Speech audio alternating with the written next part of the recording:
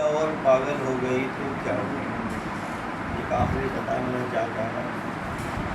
تاج محل اس کا عنوان ہے کہ ہے تو پتھر مگر قسمت پہ ہے نازاں اپنے، ہے تو پتھر مگر قسمت پہ ہے نازاں اپنے، کون خوش بخت ہے دنیا میں اس پیمانے، کون خوش بخت ہے دنیا میں اس پیمانے کا، اور فرمائیے مرمر کو جلا دی اس نے، اچھا تاج تو نام ہے مرمر کے دیے جاتے، کیا کہنے ہیں مرمر کا، واہ واہ واہ تاج تو نام ہے واہ واہ مرمر واہ کے دیے جاتے۔ واہ واہ واہ واہ کیا رعایت ہے، واہ واہ تاج تو نام ہے مرمر کے واہ واہ دیے واہ جانے واہ کا۔ یہ تھے واہ واہ واہ۔ صفدر علی خان انشا، اور صفدر علی کے بعد ہمارے جو ابھی مہمان تشریف لائے ہیں ان کا نام ہے کشور الدین جعفری۔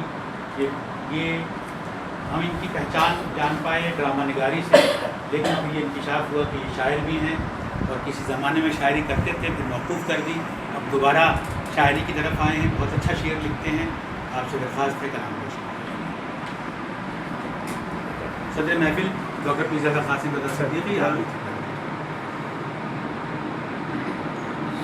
اشک جو آنکھ کی دہلیز پہ ٹھہرا ہوا ہے، اشک جو آنکھ کی دہلیز پہ ٹھہرا ہوا ہے، التزام دل ناچیز پہ ٹھہرا ہوا ہے۔ اچھا اشک جو آنکھ کی دہلیز پہ ٹھہرا ہوا ہے، التزام دل ناچیز پہ ٹھہرا ہوا ہے۔ اچھا دل نے اشکوں سے کہا درد چھپانا ہوگا، دل نے اشکوں سے کہا درد چھپانا ہوگا، یہ سمندر اسی تجویز پہ ٹھہرا ہوا ہے۔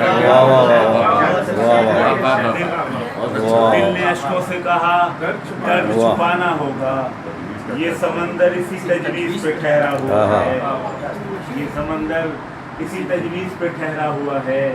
اب بھی سنتا ہوں تیرے پاؤں کی جاتی ہوئی چاپ، اب بھی سنتا ہوں تیرے پاؤں کی جاتی ہوئی چاپ، وقت اب بھی میری دہلیز پہ ٹھہرا ہوا ہے۔